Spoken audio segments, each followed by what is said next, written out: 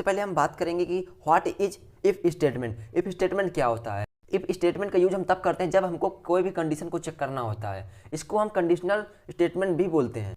यदि प्रोग्राम में दी हुई कंडीशन ट्रू है, यदि प्रोग्राम में दी हुई कंडीशन ट्रू है तो वह इफ ब्लॉक को एग्जीक्यूट करेगी। अगर फॉल्स है तो वह स्किप कर देगी कोड को और बिना एग्जीक्यूट किए हुए वह कोड को प्रिंट कर देगी और इसके बाद कोड एंड हो जाएगा। इसको हम सिंटैक्स से देखेंगे। सबसे पहले हम लिखेंगे इफ, ब्रैकेट के अंदर कंडीशन लिखेंगे। कंडीशन के बाद कभी भी हम सेमीकोलन नहीं यूज करेंगे। इसके बाद करली ब्रैकेट के अंदर इफ के स्टेटमेंट लिखेंगे जिसे प्रिंट करना हो। देन इसके बाद कोड को हम रन कर सकते हैं। इसको हम फ्लो चार्ट से देखेंगे। सबसे पहले कंट्रोल स्टेटमेंट स्टार्ट होगा, देन इसके बाद कंडीशन को हम रखेंगे। कंडीशन के बाद कभी भी हम सेमीकोलन का यूज नहीं करेंगे। अगर कंडीशन जो है वह ट्रू है तो स्टेटमेंट को एग्जीक्यूट कर देगा, अगर फॉल्स है तो डायरेक्ट बिना एग्जीक्यूट किए हुए एंड कर देगा प्रोग्राम को। सो इस तरह इसका फ्लो चार्ट है। सबसे पहले हम एक इंटीजर मानेंगे जो कि x हम इंटीजर पहले से डिफाइन किए ले रहे। इस x में इनपुट देना है। इनपुट के लिए स्कैनफ फंक्शन का यूज करेंगे। x एक इंटीजर है इसलिए %d, then comma and % use करेंगे x को इनपुट देने के लिए। अब हम यहाँ से इफ स्टेटमेंट स्टार्ट करेंगे। इसमें हम इफ में कंडीशन डालेंगे कि जो x है वो बड़ा हो 100 से। स्टेटमेंट में क्या लिखें, स्लैश एन लगा दें ताकि लाइन चेंज करके आए।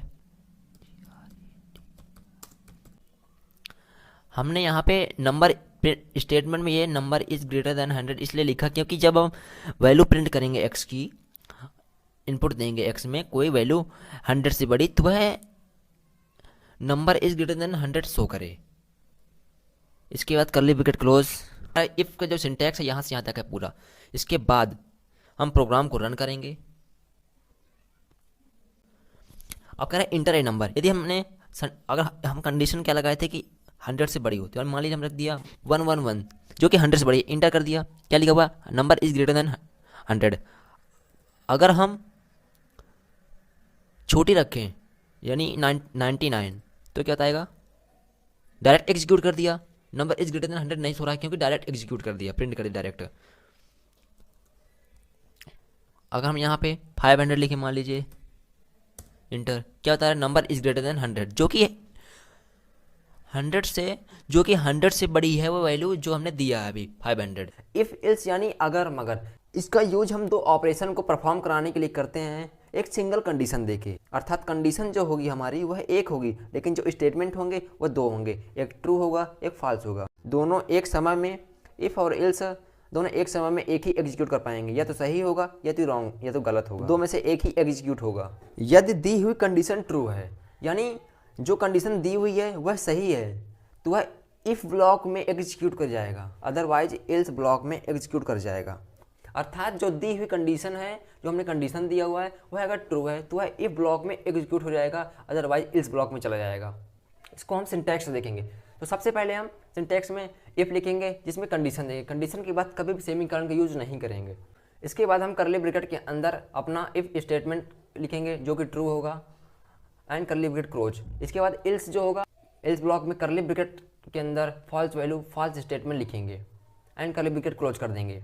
प्रोग्राम में सबसे पहले जो कंडीशन दी होगी अगर ट्रू होगी तो इफ ब्लॉक से एग्जीक्यूट हो जाएगी, अगर ट्रू ना होगी तो इफ ब्लॉक में ना जाके इल्स ब्लॉक में एग्जीक्यूट हो जाएगी एंड इल्स ब्लॉक का स्टेटमेंट प्रिंट हो जाएगा। इसको हम फ्लो चार्ट से भी देख लेते हैं। सबसे पहले हम कंट्रोल स्टेटमेंट में स्टार्ट से स्टार्ट होगा। स्टार्ट के बाद एक्सप्रेशन यानी कंडीशन देंगे। कंडीशन में अगर वैल्यू ट्रू आएगी तो इफ ब्लॉक में एग्जीक्यूट होके एंड हो जाएगी। अगर कंडीशन में जो वैल्यू है वह फॉल्स होगी अगर तो वह इल्स ब्लॉक में जाके एग्जीक्यूट हो जाएगी। इसको हम प्रोग्राम से समझ। सबसे पहले इंट डेटा टाइप में ए वेरिएबल को पुट करेंगे और प्रिंट करेंगे।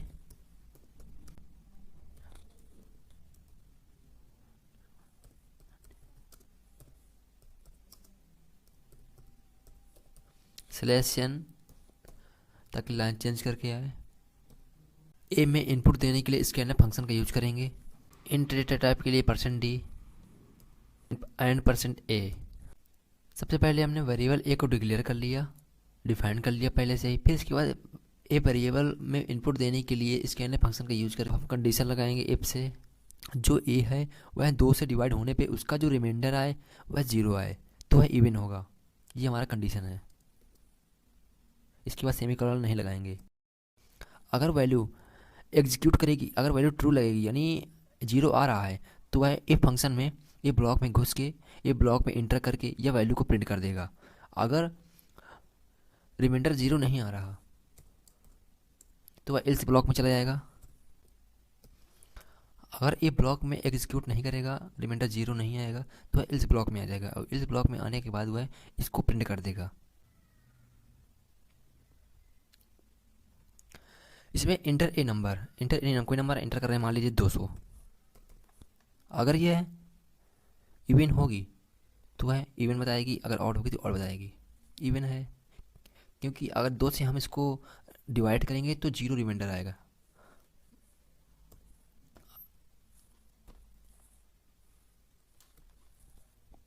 इंटर करें 2 से 1, अगर 2 से डिवाइड करेंगे तो रिमाइंडर 1 आएगा। तो इंटर करें क्या आ रहा है, देखिए ऑड आ रहा है। ये हमारा प्रोग्राम कंप्लीट हो गया। सबसे पहले हम बात करेंगे कि what is else if statement. Else if statement क्या होता है। एल्स इफ ऑपरेशन जो होता है वह 2 ऑपरेशन से कंबाइन करके बना होता है, एक एल्स और इफ। इसमें डिफरेंट कंडीशन में मल्टीपल यानी बहुत सारी केसेस परफॉर्म होती हैं। इस स्टेटमेंट में जो इफ कंडीशन होती है वह एक बार यूज होती है तथा एल्स इफ कंडीशन कई बार यूज हो सकती हैं, एक से अधिक। और सबसे लास्ट में एल्स कंडीशन का यूज किया जाता है। अगर सारी कंडीशन फॉल्स आ रही हैं तो वह एल्स ब्लॉक में इंटर कर जाएगा एंड वहां से एग्जीक्यूट हो जाएगा। इसका सिंटैक्स देखेंगे। सबसे पहले हम इफ ब्लॉक में कंडीशन देंगे, इसके बाद उसका स्टेटमेंट प्रिंट करेंगे।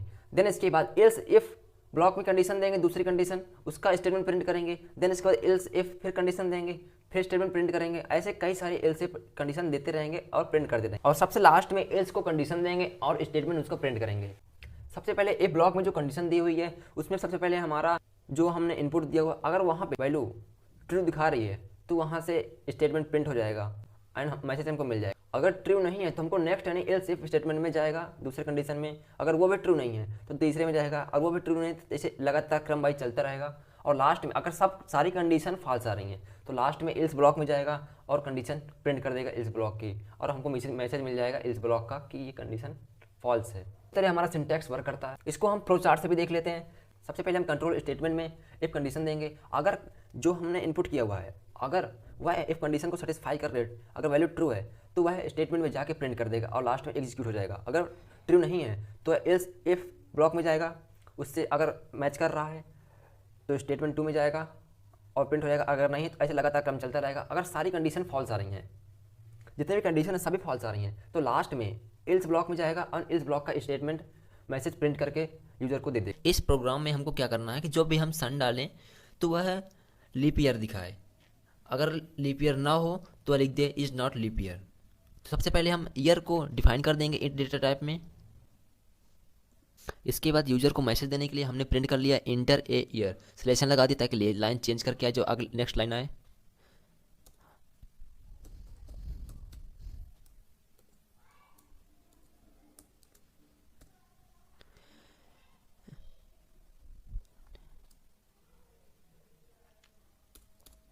इस स्कैनअप की हेल्प से हम ईयर में आउटपुट में इनपुट देंगे। ईयर क्या है, इंट डेटा टाइप है, इसलिए %d and %year. And % use होता है इनपुट के लिए। ये ईयर हमने इनपुट के लिए।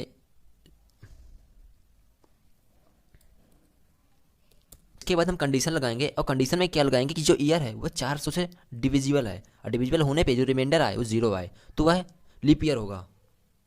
तो जब ये कंडीशन ट्रू होगा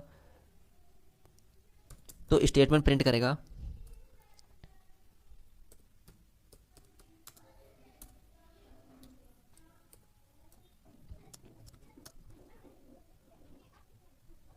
हमारा ये ब्लॉक है जिसमें कंडीशन लिखी हुई है एंड उसका स्टेटमेंट है। अगर कंडीशन ट्रू होगी तो स्टेटमेंट प्रिंट कर देगा, अगर ट्रू ना होगी तो वह एल्स इफ ब्लॉक में चला जाएगा।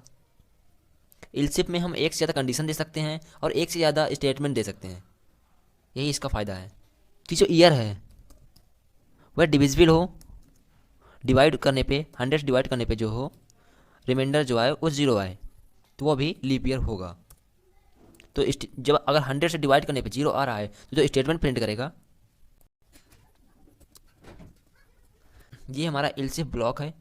जब हमारी कंडीशन इफ ब्लॉक में सेटिस्फाई नहीं करेगी तो जाके एल्स इफ ब्लॉक में आएगा, यहाँ सेटिस्फाई होगी, ट्रू होगा तो यह मैसेज प्रिंट कर देगा यूजर को। अगर यहाँ भी नहीं है तो वह दूसरे एल्स ब्लॉक में जाएगा। और यहाँ कंडीशन दी हुई है जो ईयर है, डिवाइड करने पे ईयर से 4 से डिवाइड करने पे जो रिमाइंडर आए वो 0 के इक्वल आए। 4 डिवाइड करने पे 0 इक्वल आ रहा है, इक्वल आ रहा है, तो स्टेटमेंट का प्रिंट होके आएगा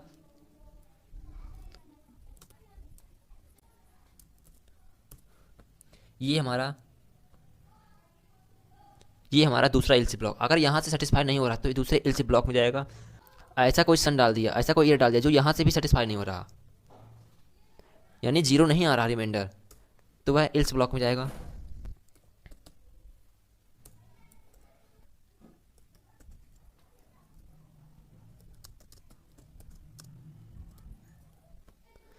ये हमारा एल्स ब्लॉक है। इसके जितने ऊपर कंडीशन दी हुई है, अगर ये सारी कंडीशन ट्रू नहीं हो रही हैं, सेटिस्फाई नहीं हो रही, तो एल्स ब्लॉक में जाएगा और प्रिंट कर देगा नॉट ए लीप ईयर। हमने कोई ऐसा ईयर डाल दिया जिसमें 0 रिमाइंडर नहीं आ रहा है इन तीनों कंडीशन के देने के बावजूद भी, तो वह एल्स ब्लॉक में जाएगा और लिख देगा नॉट लीप ईयर। इसको हम रन करके देखेंगे, इसको हम रन करेंगे।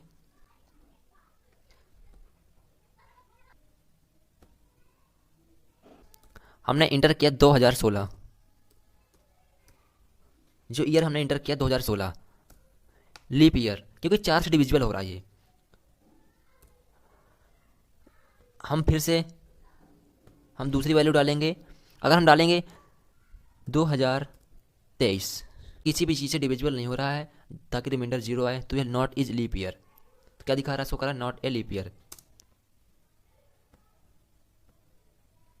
इसमें हम डालें, मान लीजिए इंटर करें 2000 लीप ईयर, क्योंकि ये 100 से भी डिवाइड हो रहा है और रिमाइंडर 0 आ रहा है। सो इस तरह वर्क करता है। सबसे पहले हम बात करेंगे कि what is nested if statement. Nested if statement क्या होता है? जब भी हम प्रोग्राम लिखते हैं कंडीशनल प्रोग्राम में इफ और इल्स स्टेटमेंट के अंदर एक और इफ और इल्स स्टेटमेंट इंक्लूड कर दें तो वह नेस्टेड इफ स्टेटमेंट होगा। इसको हम सिंटैक्स देख लेते हैं। अगर हमारी जो वैल्यू ट्रू होगी तो वह अंदर इफ ब्लॉक में, दूसरे इफ ब्लॉक में कंडीशन 2 में जाएगा, और कंडीशन ट्रू में अगर ट्रू होगी तो ट्रू हो जाएगा, अगर फॉल्स हो रही है तो वह इल्स ब्लॉक में चली जाएगी, और अगर शुरू में ही कंडीशन फॉल्स आ रही है तो वह डायरेक्ट इस ब्लॉक में चली जाएगी और हमारा प्रोग्राम होगा वहीं से एंड हो जाएगा। इसको हम फ्लो चार्ट से भी देख लेते हैं। सबसे पहले एंट्री होगी प्रोग्राम में एंड कंडीशन 1 टेस्ट होगा। अगर ट्रू आ रहा है तो वह कंडीशन 2 में जाएगा। अगर कंडीशन 2 में स्टेटमेंट जो है वह ट्रू है तो वह स्टेटमेंट 1 में जाके एग्जीक्यूट हो जाएगा। अगर कंडीशन 2 में स्टेटमेंट जो है वो फॉल्स है तो स्टेटमेंट 2 में जाके वह डायरेक्ट एग्जीक्यूट हो जाएगा और प्रिंट हो जाएगा। अगर शुरू में ही कंडीशन यानी कंडीशन 1 में अगर ट्रू नहीं आ रही है, फॉल्स आ रही है, तो स्टेटमेंट 3 में डायरेक्ट जाके एग्जीक्यूट हो जाएगा वहाँ से और प्रोग्राम एंड हो जाएगा। अब हम इसको प्रोग्राम में रन करके समझेंगे। सबसे पहले एज को इंट डेटा टाइप में डिफाइन करेंगे। यूजर को मैसेज देने के लिए प्रिंटफ का यूज़ करेंगे।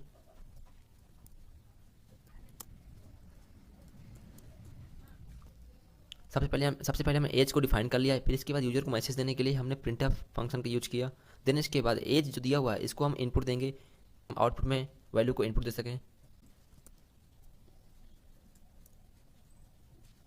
अब हम कंडीशन लगाएंगे। कंडीशन में क्या रहेगा कि जो एज रहेगी वह 18 से छोटी रहेगी। हमने यहाँ पे कंडीशन क्या लगाया कि जो एज रहेगी वह जो एज इनपुट करेंगे तो वह 18 से छोटी रहेगी। अगर 18 से छोटी रहेगी तो मैसेज का प्रिंट होके आएगा।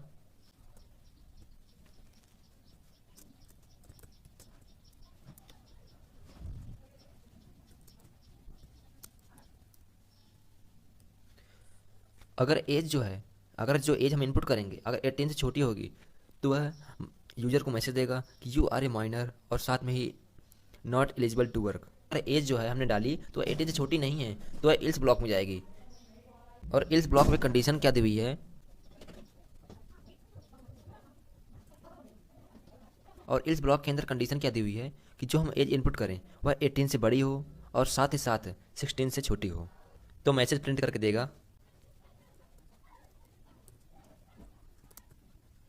तो यूजर को मैसेज प्रिंट करके देगा you are eligible to work. अगर ये कंडीशन सेटिस्फाई नहीं कर रही है तो इसी के इल्स ब्लॉक में जाएगा और यूजर को मैसेज प्रिंट करके देगा।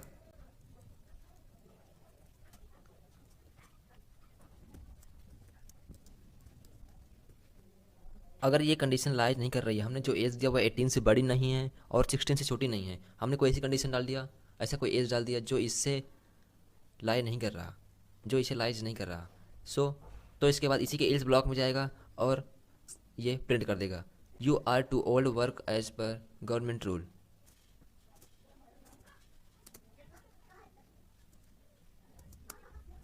लास्ट में करली ब्रैकेट लगा दिया। हमारा प्रोग्राम सिस्टमेटिक तरीके से इस तरह कंप्लीट हो गया। सबसे पहले हम एज को इंट डेटा टाइप में डिफाइन कर लिया, फिर इसके बाद यूजर को मैसेज देने के लिए प्रिंटफ फंक्शन से ये मैसेज प्रिंट कर दिया, एंड एज में इनपुट देने के लिए स्कैनफ फंक्शन का यूज किया।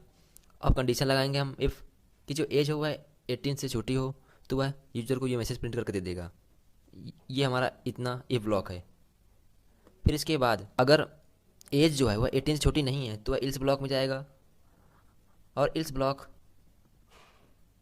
यहाँ से स्टार्ट हो जाएगा। इस ब्लॉक के अंदर क्या है, जो एज हो अगर 18 से बड़ी है और 16 से छोटी है तो वह प्रिंट कर देगा you are eligible to work, और अगर ये एलिजिबल नहीं कर रहा है तो वह इस ब्लॉक में जाएगा इसी के और ये प्रिंट करके दे देगा, एंड इस ब्लॉक क्लोज जाएगा। अब हम प्रोग्राम को रन करेंगे और एज इनपुट करेंगे। मान लीजिए हमने लिख दिया 34 age, you are eligible to work.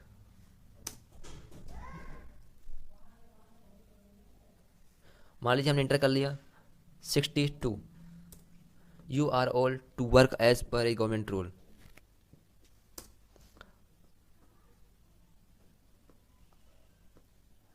अगर हमने मान लिया इंटर कर लिया 61, you are too old age per the government rule. अगर हमने यहाँ पे इनपुट किया 3, एज जो हमने इनपुट किया 3, you are a minor not eligible to work. So इससे हमारा प्रोग्राम कंप्लीट हो गया। तो पहले हम बात करेंगे कि what is switch statement. Switch statement क्या होता है? Switch statement multiple choice selection statement होता है। जैसे हमारे पास काफ़ी सारे चॉइस हैं, उनको हमको केवल एक ही चूज करना है, यूजर द्वारा एक ही चूज करना है, तो हम स्विच स्टेटमेंट का यूज करेंगे। जब हम केस को लिखें तो कॉलन का यूज करना ना भूलें, क्योंकि इसके बिना प्रोग्राम रन नहीं होगा। जो हमारा एक्सप्रेशन होगा यानी कंडीशन, उसमें हम 2 प्रकार की वैल्यू को ही इनपुट दे सकते हैं, चाहे वो इंटीजर हो या फिर कैरेक्टर हो। इसके अलावा कोई वैल्यू को हम नहीं रख सकते।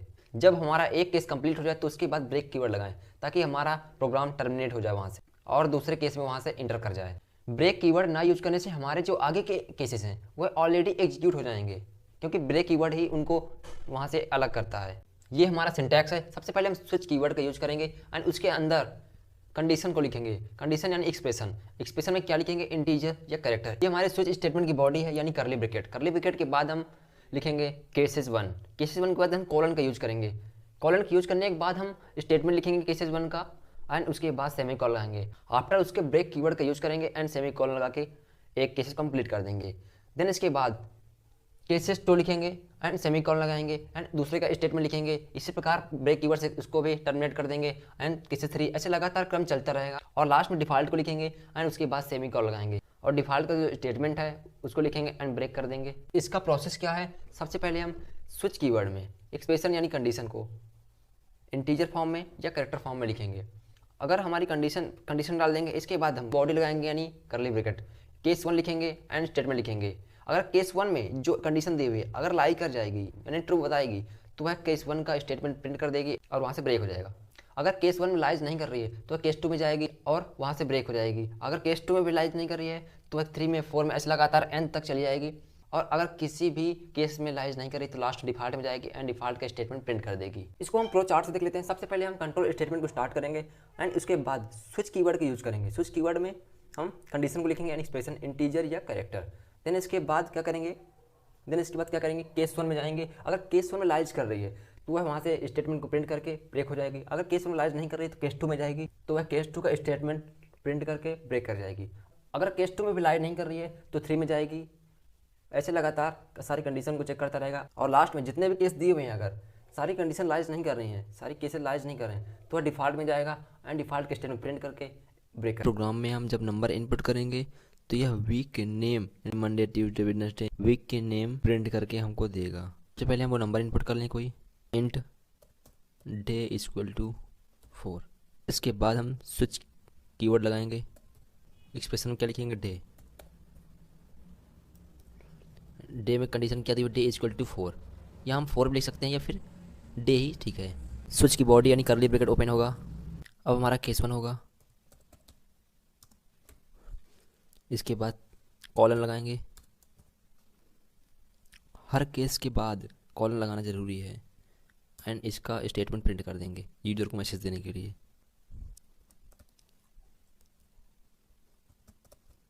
मैसेज प्रिंट करने के बाद ब्रेक कर देंगे केस को।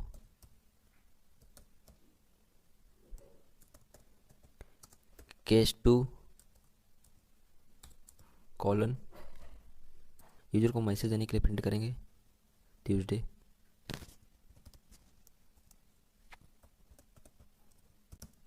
And break. इसी प्रकार तीसरा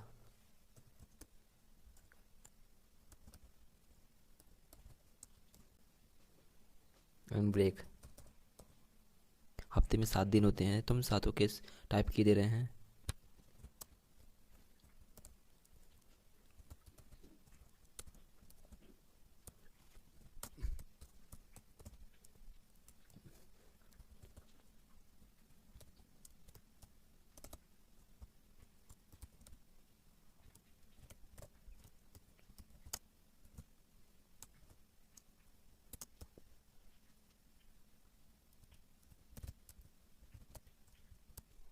हफ्ते में 7 दिन होते हैं तो हमने सातों को टाइप कर लिया और लास्ट में ब्रेक कीवर्ड का यूज करके क्लोज कर दिया। इस प्रोग्राम में day equal to 4 in data type में पहले से डिफाइन कर लिया। देन इसके बाद स्विच कीवर्ड के अंदर एक्सप्रेशन डे लिखा। उसके बाद स्विच की बॉडी स्टार्ट हुई। केस 1 लिखा, अगर केस 1 आए तो मंडे आएगा, लेकिन हमने पहले से ही डे इक्वल टू 4 डिफाइन कर लिया है। पहले से डिफाइन होने के कारण सीधे केस 4 में आएगा एंड स्टेटमेंट को प्रिंट कर देगा एंड यहाँ से ब्रेक कर देगा और इसके आगे प्रोग्राम टर्मिनेट नहीं होगा। सो थर्सडे प्रिंट हो गया आउटपुट में। जैसे हमारे पास कैलकुलेटर होता है घर में, तो उसमें हम नंबर्स को जोड़ते घटाते हैं। इसी से रिलेटेड हम इस वीडियो में कैलकुलेटर का प्रोग्राम बना के उसमें वैल्यू को कैलकुलेट करेंगे। प्रोग्राम में सबसे पहले हम कैर डेटा टाइप में opt and int data type में num1 एंड num2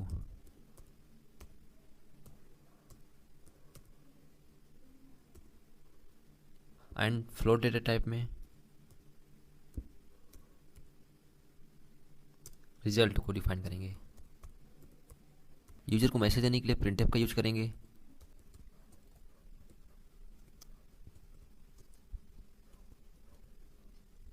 ऑपरेटर को इनपुट करने के लिए scanf का यूज करेंगे।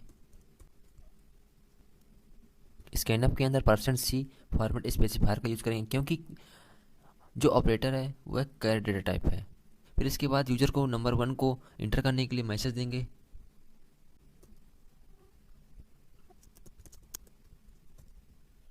फिर इसके बाद स्कैनअप की मदद से उस फर्स्ट नंबर में इनपुट देंगे हम।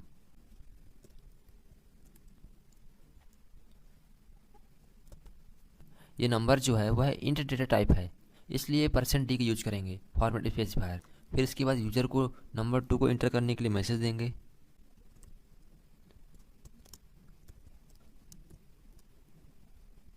num2 को इंटर करने के लिए स्कैनअप फंक्शन का यूज करेंगे।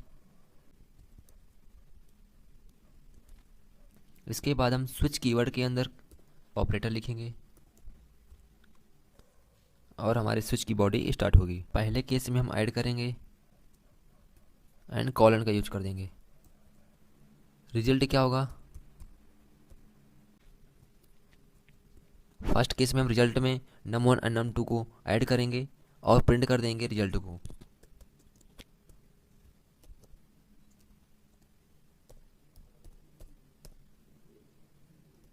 इसके बाद ब्रेक कीवर्ड लगा दिया और हमारा प्रोग्राम यहीं से टर्मिनेट हो जाएगा और दूसरे केस में चला जाएगा। केस 2 में हम सब्ट्रैक्ट करेंगे। रिजल्ट बराबर num1, रिजल्ट में num1 माइनस num2, इसके बाद रिजल्ट को प्रिंट कर देंगे। ब्रेक कीवर्ड लगा देंगे और प्रोग्राम हमारा यहाँ से टर्मिनेट हो जाएगा और केस 3 में जाएगा। केस 3 में मल्टीप्लाई करेंगे। रिजल्ट में num1 इंटू num2, इसको रिजल्ट को प्रिंट कर देंगे।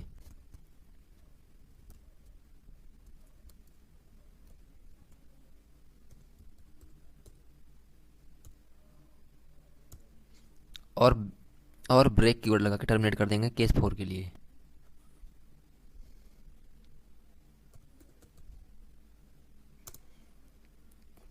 केस 4 में डिवाइड करेंगे। कंडीशन में क्या रहेगा, जो num2 है वह 0 के इक्वल ना हो, यानी जो हम num2 डालें वह 0 के इक्वल ना हो। अगर हम 0 इनपुट कर दिया num2 में तो हमको प्रिंट करके देगा, यूजर को प्रिंट करके देगा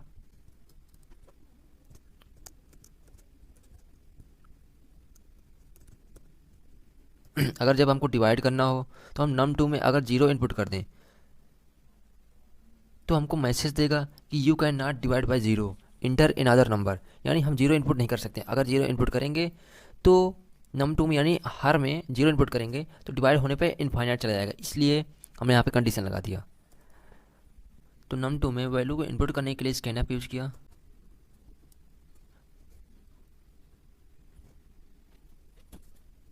फिर इसके बाद इफ कंडीशन क्लोज हो गई। अब हम रिजल्ट में num1 बाई num2 शो करेंगे। फिर इसके बाद रिजल्ट को प्रिंट कर देंगे।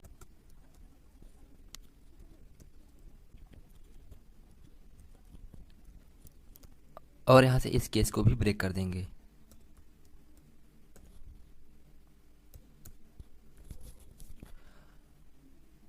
अगर हम कोई ऐसा ऑपरेटर डालें जो ना कि ऐड है, ना ही सब्ट्रैक्शन है, ना ही मल्टीप्लिकेशन है, ना ही डिवाइड है, कोई अदर ऑपरेटर डालें तो इन चारों केसेस में लाइज ना करके यह डिफ़ॉल्ट में जाएगा और डिफ़ॉल्ट का स्टेटमेंट प्रिंट कर देगा।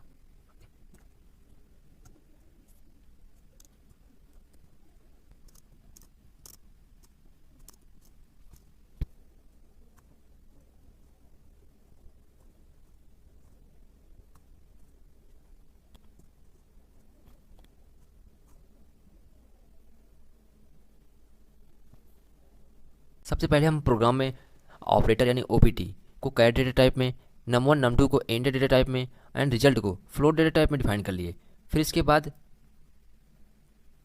बाद यूजर को मैसेज देने के लिए कि चूज एंड ऑपरेशन, किसी प्रकार का ऑपरेशन चूज करें एंड स्कैनअप से उस ऑपरेशन को इनपुट दे दिया। फिर इसके बाद num1 की वैल्यू प्रिंट करने के लिए यूजर को मैसेज दिया कि इंटर द फर्स्ट नंबर, ये प्रिंट कर लिया एंड स्कैनअप से num1 में वैल्यू इनपुट दे दिया। इसके बाद num2 में यूजर को मैसेज देने के लिए कि inter the second number and scanf से num2 में इनपुट दे दिया। फिर इसके बाद हमारा स्टार्ट स्विच स्टेटमेंट के अंदर ऑपरेटर को रख लिया। फिर इसके बाद स्विच स्टेटमेंट की बॉडी स्टार्ट होती है और पहले केस में क्या किया, ऐड, उसके बाद कॉलन की यूज किया। फिर इसके बाद रिजल्ट बराबर num1 plus num2 and result को प्रिंट कर दिया और वहाँ से ब्रेक कर दिया। फिर इसके बाद केस 2 में सब्ट्रैक्ट, रिजल्ट में क्या है num1 minus num2 and result को प्रिंट कर दिया और ब्रेक कर दिया। फिर इसके बाद केस 3 में क्या है कि मल्टीप्लाई कर दिया, रिजल्ट में क्या है num1 इंटू num2, ताकि प्रोग्राम को बताने के लिए हमने ऐसे किया कि रिजल्ट बराबर num1 इंटू num2 करना है एंड रिजल्ट को प्रिंट कर दिया। फिर इसके बाद केस 4 में क्या है, डिवाइड में क्या है, हमने कंडीशन डाल दी। अगर num2 इक्वल टू हमने 0 लिखेंगे तो क्या प्रिंट करके देगा, you can not divide by 0, और कोई अनदर नंबर चूज करें कि you can not divide by 0, आप 0 से डिवाइड नहीं कर सकते, कोई अनदर नंबर चूज करें। फिर इसके बाद स्कैनअप फंक्शन से num2 में वैल्यू इनपुट करने की एंड इफ कंडीशन क्लोज हो गई। रिजल्ट को प्रिंट कर दिया, पहले हमने कंडीशन दिया, फिर इसके बाद रिजल्ट को प्रिंट कर दिया एंड उसका ब्रेक कर दिया। अगर हम कोई ऐसा ऑपरेटर डालें जो ना ही ऐड है, ना सब्ट्रैक्ट है, ना मल्टीप्लाई है एंड ना डिवाइड है, कोई अदर ऑपरेटर है, तो हम डिफ़ॉल्ट में जाएंगे और प्रिंट करके देगा कि ओनली दिस, यानी इन्हीं का यूज करें केवल। क्रॉस देन इंटर कह रहा है, enter the first number enter करो। मान लीजिए मैं फर्स्ट नंबर इंटर किया 23, enter the second number 4 5 then enter, तो क्या हमको दे के आएगा, लीजिए हमने यहाँ पे प्लस चूज किए,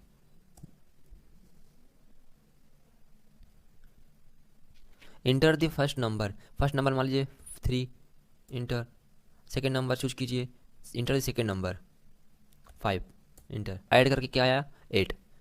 सो इस तरह हमारा प्रोग्राम कंप्लीट हो गया। सो वीडियो अच्छा लगा हो तो वीडियो को लाइक करें, और नया है तो चैनल को सब्सक्राइब करें ताकि ऐसे प्रोग्रामिंग से रिलेटेड वीडियो आप तक पहुंचती रहे। तब तक के लिए keep watching and keep learning.